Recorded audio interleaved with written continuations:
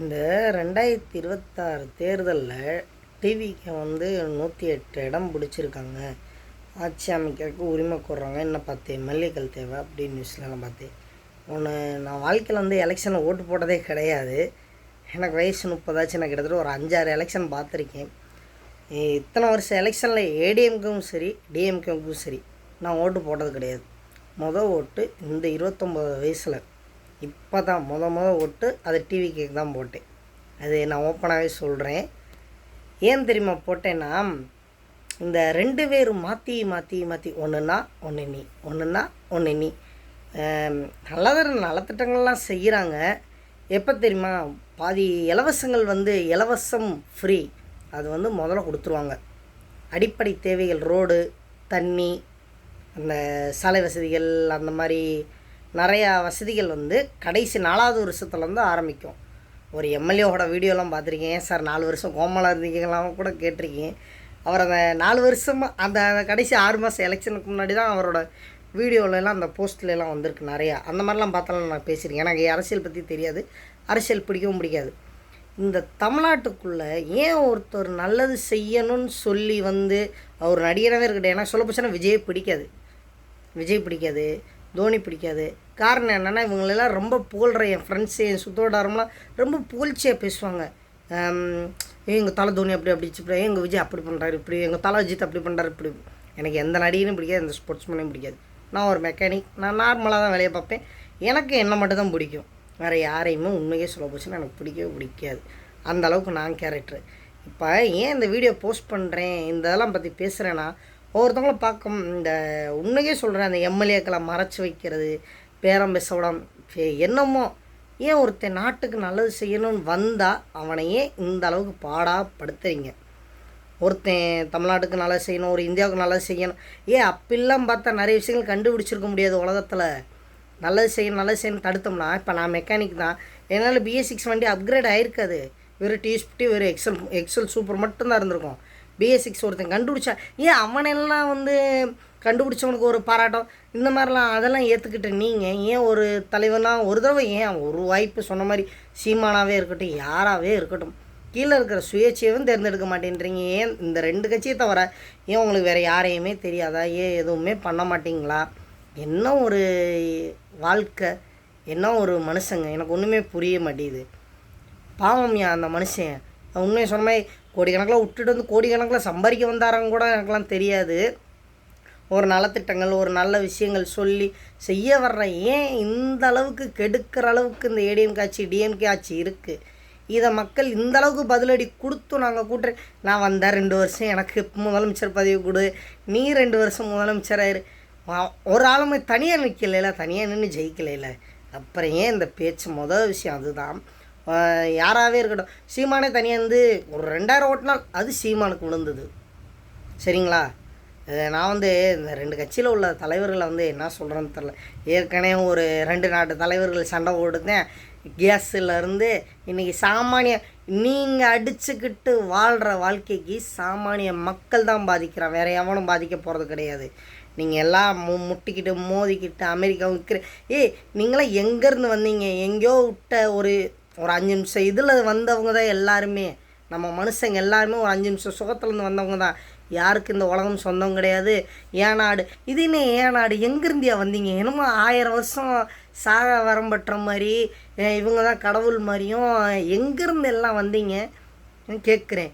எல்லாம் இன்றைக்கெல்லாம் நாளைக்கு ஆண்டவர் கோடி, மறைந்தவர் கோடி மக்கள், அதெல்லாம் நிறைய பேர் எல்லாம் போயாச்சு. எவ்வளோ பெரிய ஹிட்லர் செத்தான், வாஷிங்டன் செத்தான், எம்ஜிஆர் செத்தான், அப்படி இப்படின்னு சொல்லி எல்லாம் வந்தவங்க, வாழ்ந்தவங்க, இருந்தவங்க, போனவங்க எல்லாருமே போயிட்டாங்க. இப்போ இருக்க போகிறது நீங்களே எல்லோரும் ரொம்ப நாளைக்கெல்லாம் இருக்க போகிறது கிடையாது. ஏன் இப்படி பதவி ஆசை, பணத்தாசை எங்கேருந்தே வருது? எங்கேருந்தே இதெல்லாம் கொண்டு வந்தீங்க? மனுஷனுக்குள்ளே ஒரு ஏற்றத்தாழ்வுகள், ஒரு கீழ் ஜாதி, ஒரு மேல் ஜாதி, அது என்ன கணக்கிலையா? மனுஷன் தானையா?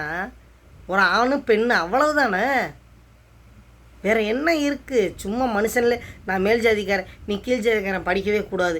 என்னையா படிப்புன்ற அனைவருக்கு சமம் தானே நான் கேட்குறேன். அந்த சிஸ்டமேட்டிக்கெலாம் ஏன் கொண்டு வரல?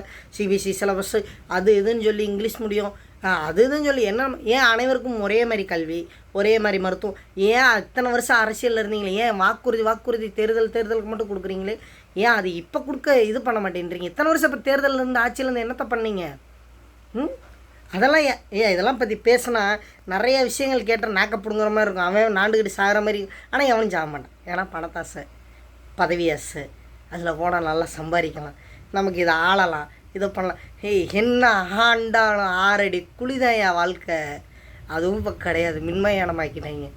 ஒரு குடி சாம்பல் தூக்கி போட்டு காற்றுல விட்டால் கரைஞ்சி போயிடும், காற்றுல விட்டாலுங்க ஒன்றும் இல்லாமல் போயிடும். அந்தளவுக்கு இருக்குது இப்போலாம். ஒவ்வொருத்தனை பார்த்தா எனக்கு பார்க்கவும் ஒரு பக்கம் பாவமாக. யாரை ஏன்னா ஒரு மனுஷன் நல்லது பண்ணணும்னு சொல்லி தான் உள்ளே வந்திருக்காரு. உண்மையை சொன்ன மாதிரி இந்த மக்கள் எப்படியோ போட்டுன்னு அவர் விஷயமாக சொன்ன மாதிரி 250 கோடி 300 கோடி சம்பளத்தை வாங்கிட்டு போயிருந்துருக்கலாமே. தேவையில்லை. வருஷத்துக்கு 2 படம் 600 கோடி அழகாக வச்சு வாழ்ந்துட்டு போயிட்டே இருக்கலாம். எனக்கெல்லாம் கிடைக்க மாட்டேங்குது. நான் 20 ரூபா வேலைக்கு நான் அல்லாடிக்கிட்டு சில்லறை படிக்கிட்டு ஒரு பஞ்சர் ஓட்டினா 100 ரூபா. அந்த 100 ரூபாய்க்கு நான் கஷ்டப்பட்டுக்கிட்டு கிடக்கிறேன் தெரியுங்களா? இதெல்லாம் பேசினா, நிறைய விஷயங்கள் பேசினா வேறு இதெல்லாம் நம்ம மேலேயே திசை திருப்புவாங்க. நம்மளவே நீ என்ன அந்த கட்சிக்கு சப்போர்ட்டாக இந்த எனக்கு யாரையுமே பிடிக்காது.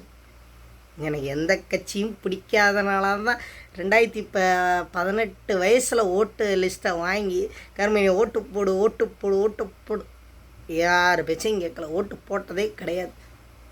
இந்த தடவை உண்மையே சொன்னமே ஒரு மாற்றம், அரசியல் ஒரு மாற்றம் சீமானுக்கெல்லாம் போடலான்னு தான் நினச்சி சொன்னமா. இந்த சாட்டைக்கு தூரமாக பேசுகிற பேச்செல்லாம் எல்லாம் குறைதையாக பேசுகிறீங்க. ஒருத்தர் குறை தான் பேசுகிறீங்க. எவனோ நான் இவ்வளோ அறிக்கை ஒரு தரமான விஷயம் தடையில்லா குடிநீர், தடையில்லா மின்சாரத்தை எப்படி பார்க்கணும், அதை கொண்டு வரணும். வேலையில்லா இளைஞருக்கு என்ன மாதிரி வேலைகள் கொடுக்கலாம். பட்டதாரி ஃபுல்லாக உட்காந்து ஒன்று ப்ரௌனி கடை, தேங்காய் பால் கடை இன்ஸ்டாகிராமில் பார்க்கும்போது அந்த மாதிரி தான் போகிறாங்க. அவங்களுக்கெல்லாம் எந்த மாதிரி வேலை வாய்ப்புகள் கொடுக்கலாம், கவர்மெண்ட் ஜாப்பை எப்படி உருவாக்கலாம், அதில் என்னென்ன இருக்குது, எவ்வளோ சிஸ்டம் புதுசாக கண்டுபிடிக்க அப்கிரேடை வந்து எவ்வளோ விஷயங்களை பார்க்குறோம்.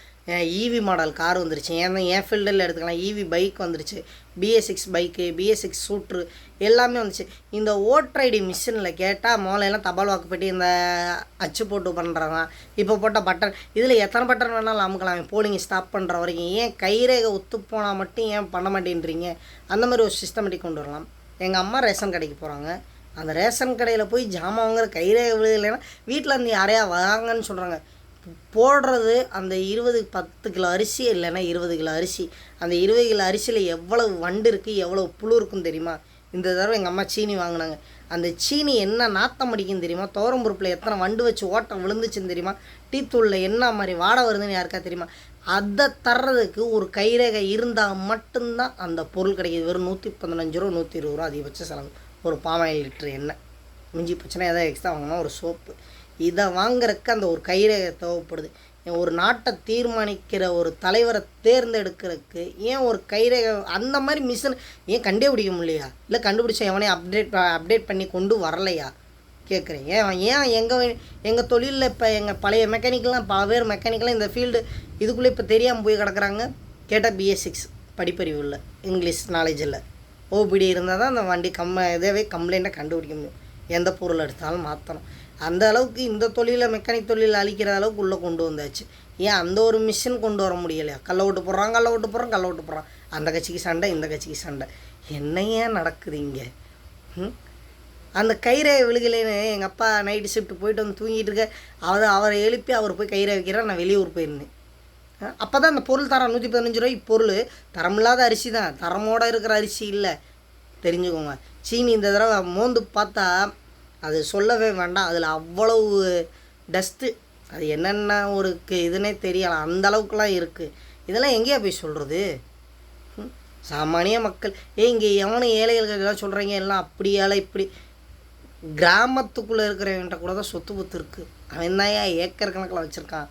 விவசாயி இன்னும் ஒரே ஒரு நஷ்டம்னா அவனுக்கு பயிர் கறியிருச்சு, இது வெள்ளம் வந்து இதை அவங்களுக்கெல்லாம் அதில் தான் நஷ்டம். மிச்சபடி அவங்களுக்கெல்லாம் எந்த ஒரு குறையும் கிடையாது. கஷ்டப்படுறவங்க இருக்காங்க.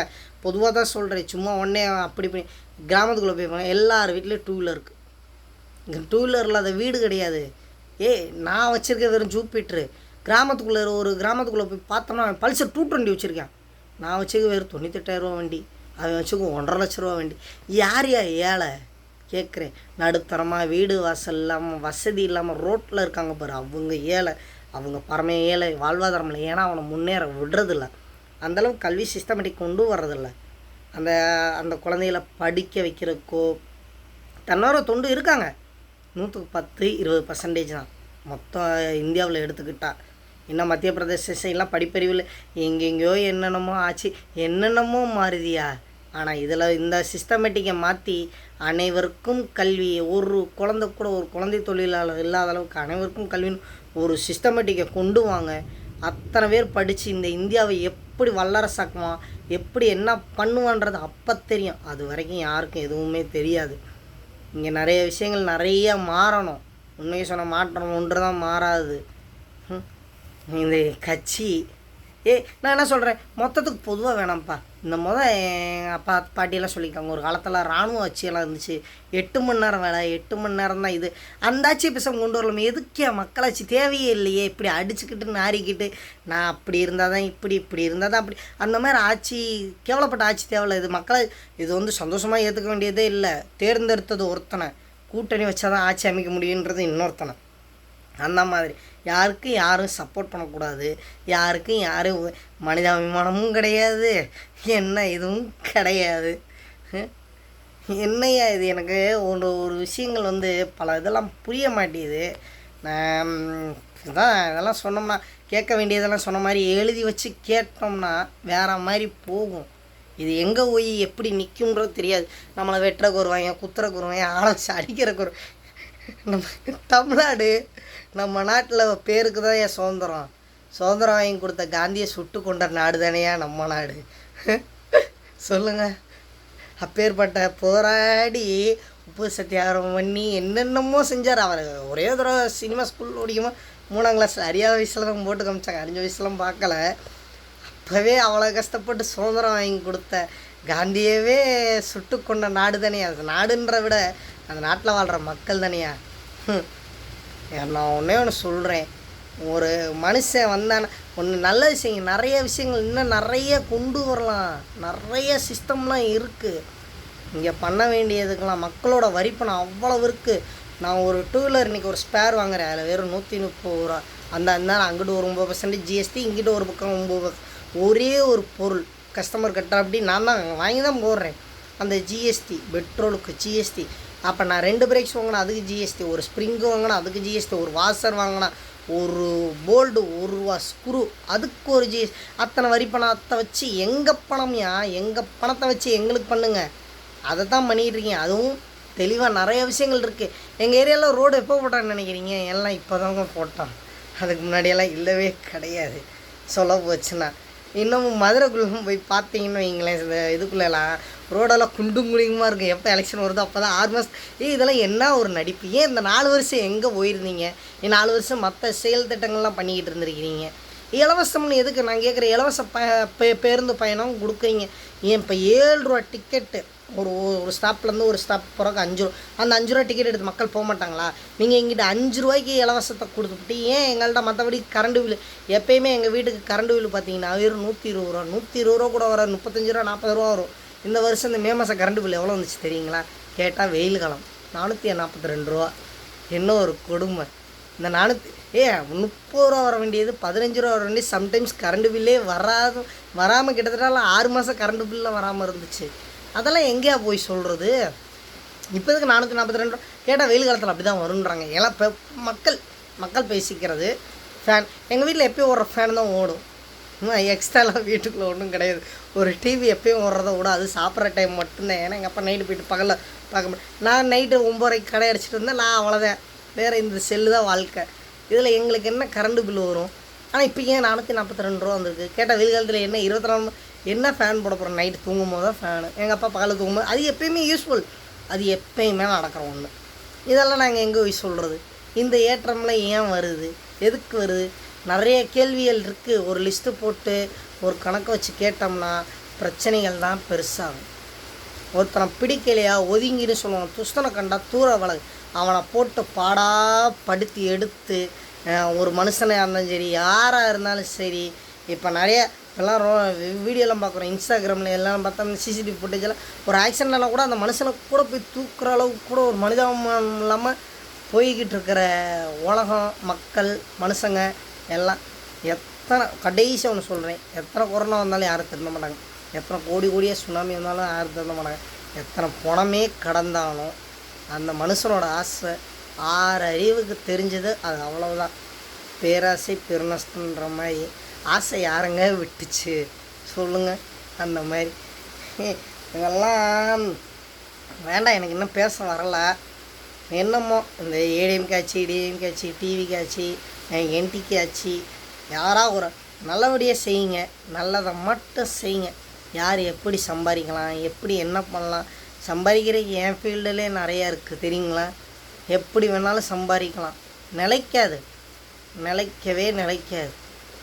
உழைச்ச காசு மட்டும்தான் நிலைக்கும். உழைக்காமல் வர 1 ரூபா காசு இன்றைக்கின்னு இல்லை எந்த காலத்துலையும் நிலைக்காது.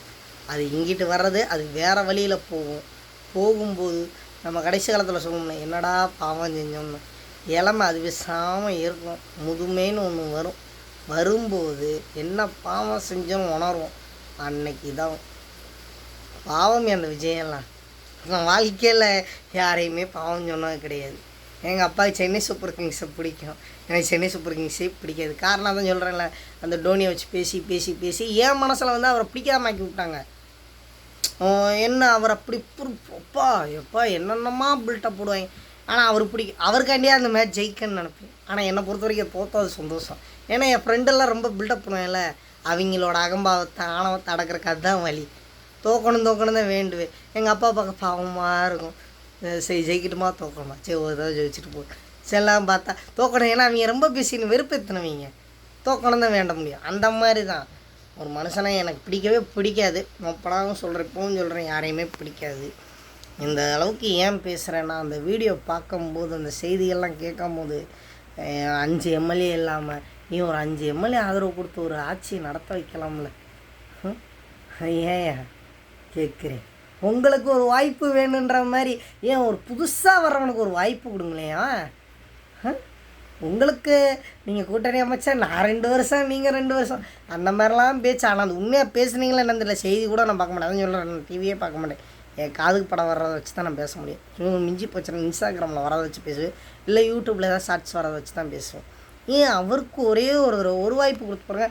நல்லா இல்லைன்னா மக்களே அடுத்த தடவை அவருக்கு ஓட்டு போட மாட்டாங்க. ஓப்பனாகவே சொல்கிறேன், அவர் செய்கிற சரியில்லை, அவர் ஊழல் பண்ணுறாரு, இருக்கிற மக்கள் காசெல்லாம் சுரண்டுறாரு அப்படின்னா அவருக்கே யாரும் இன்னும் அடுத்த எலெக்ஷனில் அவர் நிற்கவும் மாட்டார், நின்னாலும் ஓட்டு போட மாட்டாங்க. ஒரு தடவை ஒரு வாய்ப்பு கொடுத்து பாருங்களேன். வாய்ப்புன்றது என்னங்க, ஒரு மனுஷன் டேய் ட்ரை பண்ணுறேன் பார்த்துக்கலாம்டா, எனக்கே தெரியாது. எங்கள் சீனியர் சொல்லுவார், டேய் தைரியமாக நம்பி எடு, BA6 தானே பார்த்துக்கலாம் என்ன இறப்போகுது அப்படின்னு.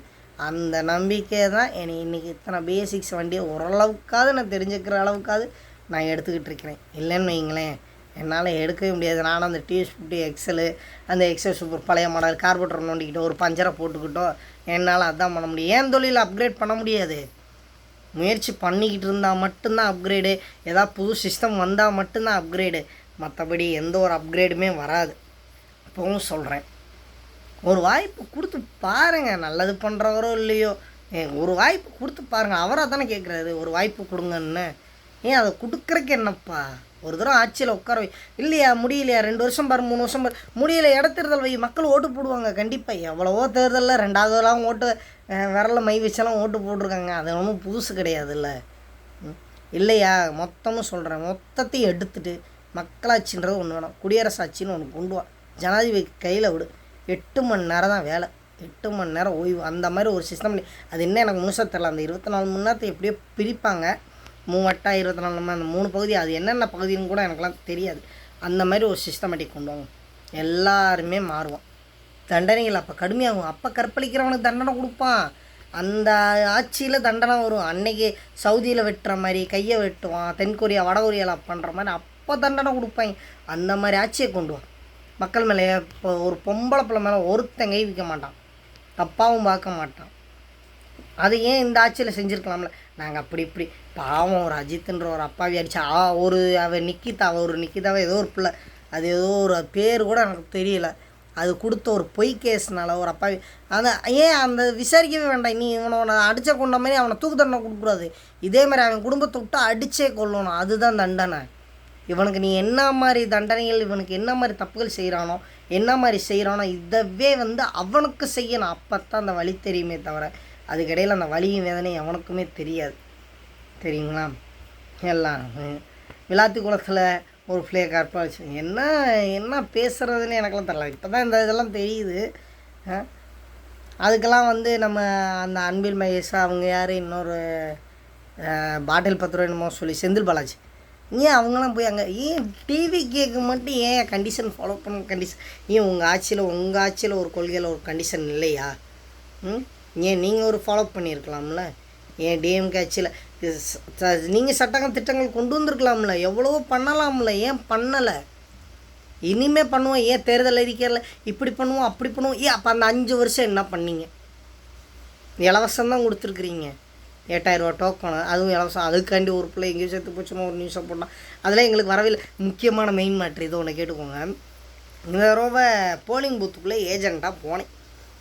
யார் நம்ம டிவிக்கெல்லாம் தான் கூப்பிட்டாங்க. ஓப்பனாக சொல்ல போச்சுன்னா நான் தான் சொல்கிறேன்ல, நமக்கு யாரையும் பிடிக்காது. நோட்டில் ஓட்டு போட தான் உள்ளே போனது.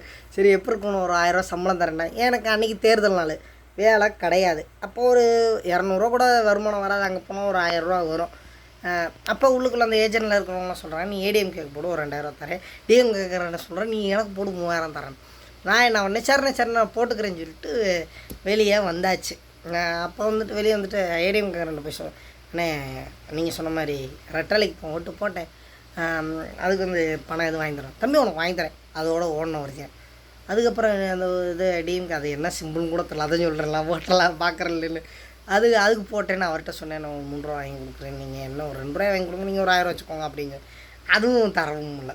கடைசியில் இவங்கெல்லாம் என்ன சொன்னாங்கன்னா, ஏன்னா இப்போல்லாம் என்னமோ நிறைய பேருக்கு அங்கே பேக்கரிகிட்டலாம் வச்சு கட்சிக்கெலாம் பணம் கொடுத்தாங்க அப்படின்னு கேள்விப்பட்டோமே அப்படின்னு கேட்டால், அது என்னென்னா கட்சியிலேருந்து பெரிய அமௌண்ட் வந்தால் தான் மக்களுக்கு கொடுப்பாங்களாம், இல்லைன்னா அந்த கட்சி நிர்வாகிகளே எடுத்துக்கிறவங்களாம். என்ன ஒரு ஆட்சி!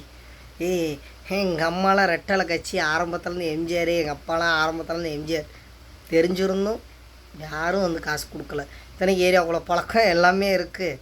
ஆக அவங்க ரெட்டாலிக்கு ஓட்டு போடுவாங்கன்னு யாரும் கொடுக்கல. தெரியுங்களா? ஏன்னா அவங்க கட்சிக்காரர் அவரே சொல்கிற ஏடிஎம்கார கட்சிக்கு சொல்கிறது கம்மியாக தான் பணம் வந்துச்சு, நாங்களே எடுத்துக்கிட்டோம்னு.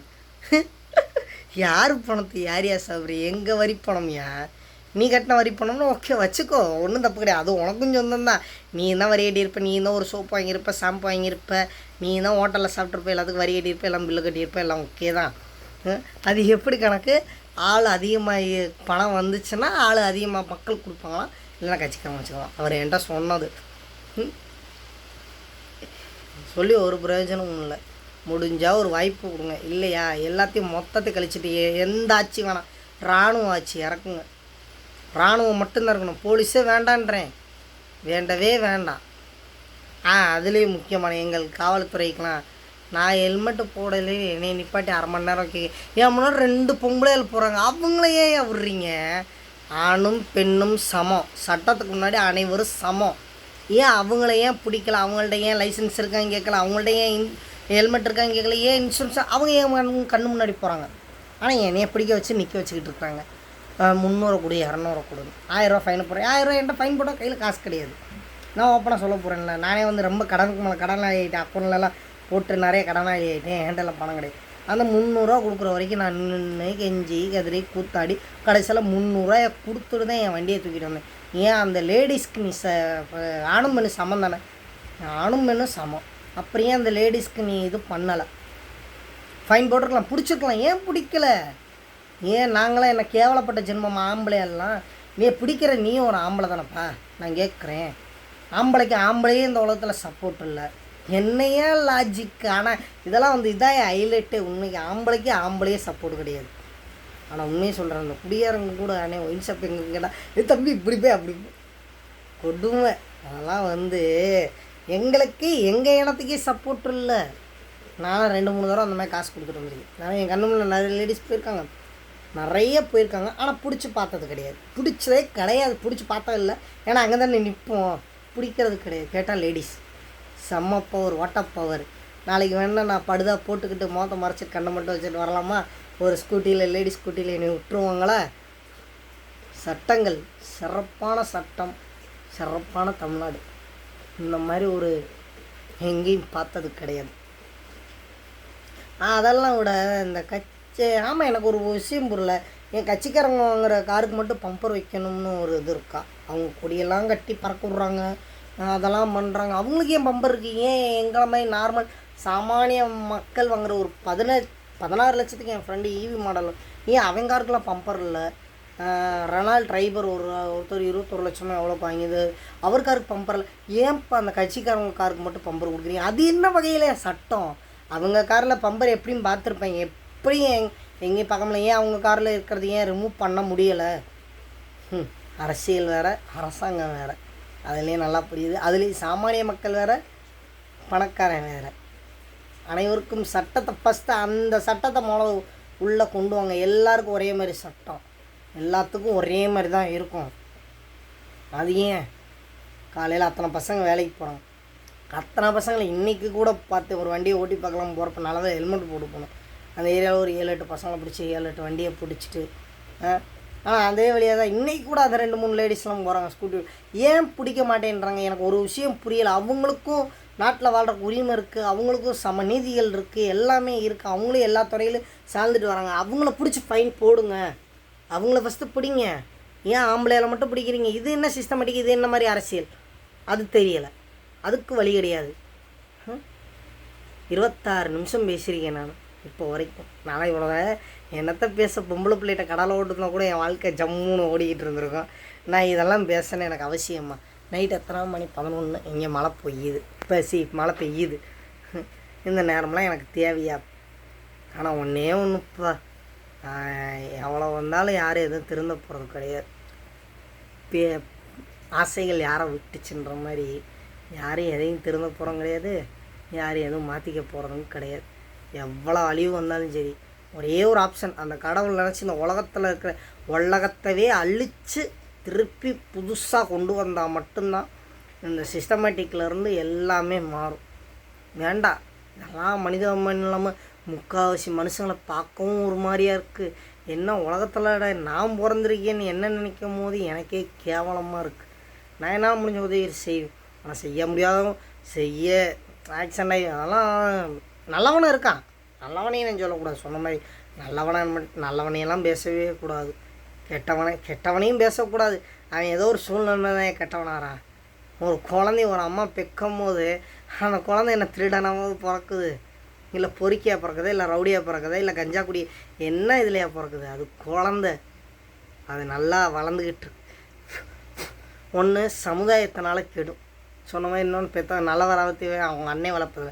அம்மாலாம் இன்றைக்கி கெட்டு போனில் எந்த ஒரு தாயும் வளர்க்க மாட்டா, அது பாட்டு தப்பு. சமுதாயம் தான் கெடுக்கும். நல்லவனாக மாறுறதா கெட்டவனாக மாறுதான். இல்லை உண்மையை சொல்லி லீவு கேட்டால் கம்பெனியில் தரமாட்டான், ஆனால் பொய் சொல்லி லீவு கேட்ட போய் கம்பெனியில் கொடுப்பான். அந்த மாதிரி நிறைய இருக்குது. ஏன் உண்மையை சொல்லி சொன்ன மாதிரி 2 நாள் என் பொண்டாட்டி கூட ஊர் சுற்ற போகிறேன், 2 நாளைக்கு என் பொண்டாட்டி கூட இருக்க போகிறேன் லீவு கேட்டேன், ஏன் தரமாட்டேன்ற? ஆனால் ஊரை பாட்டி செத்து போயிட்டார் 2 நாள். ஏன் உண்மைக்கு ஏன் மதிப்பு கொடுக்க மாட்டேன்றீங்க? ஏன் பொய்க்கு தான் மதிப்பு கொடுக்குறீங்க? ஏன் உண்மைக்கு ஒரு மதிப்பு கொடுக்கலாம்ல? அது என்ன மாதிரி சிஸ்டம்? இந்த மாதிரி சிஸ்டம்லாம் இங்கே உள்ளுக்குள்ளே நிறைய இருக்குது. ஆனால் இது என்றைக்கு மாறுதோ அன்றைக்கி தான் எல்லாமே மாறும். மாற்றம் ஒன்று மாறாது. எல்லாமே மாறணும். மாறினா மட்டும்தான் எல்லாமே மாறும். கண்டிப்பாக. 1/2 மணி நேரம் பேசிட்டேன், இதுக்கு மேலே எதுவும் பேசலை. நாளைக்கு இந்த வீடியோ யூடியூப்பில் அப்லோட் பண்ணுவேன், ஏன்னா இப்போ எல்லோரும் நெட்டு கிடையாது. நாளைக்கு அப்லோட் பண்ணலாம். கடைசியாக ஒன்றே ஒன்று, ஒரு மனுஷனை வாழ விட்டு பழகுங்க. அவனுக்கு அப்படி துரோகம் பண்ணணும், இப்படி பண்ணணும் வேண்டாம். நீ இங்கே இருக்க போகிறதும் கொஞ்ச நாளைக்கு, அவன் இருக்க போகிறதும் கொஞ்ச நாளைக்கு, கொஞ்ச நாள் வாழ்க்கை தான் எல்லாம். எல்லாம் தான் சொன்ன மாதிரி ஒரு இப்படி சாம்பல் கூட மிஞ்சாது, அந்த அளவுக்கு உலகம். அப்படியே மண்ணுக்குள்ளே போட்டு புதைச்சாலே எலும்பு கூட ஒரு நாள் ஒன்றும் இல்லாமல் போயிடும். நீ வந்த இடமும் தெரியாது, இருந்த தடயமும் தெரியாது. இன்னொரு 200 வருஷம் 300 வருஷம் கழிச்சு இப்படி ஒரு மனுஷன் இருந்தானான்ற அளவுக்கு கேட்குற அளவுக்கு ஆகி போயிடும். இருக்கிற வரைக்கும் ஒன்று ஆடவே ஆடாது. ஆடின கால் ஓஞ்சி தான் ஆகும். அந்த மாதிரி தான். என்னமோ நல்லது நடக்கட்டும். இதை பேசி அப்லோட் பண்ணணும். என்ன கமெண்ட் தெரிவிக்கிறானோ தெரிவிச்சுட்டு போட்டோம். எனக்கு யாரை பற்றியும் பயம் கிடையாது. எனக்கு உரிமை இருக்குது. சுதந்திர இந்தியாப்பா, சுதந்திரமாக பேசலாம், அவன் என்னென்னத்தையோ பேசுகிறான். நான் பேசுவேன். சுதந்திர இந்தியாவில் ஒரு குடிமையன் நான் பேசுவேன். எனக்கு எல்லா உரிமையும் இருக்குது. நன்றி.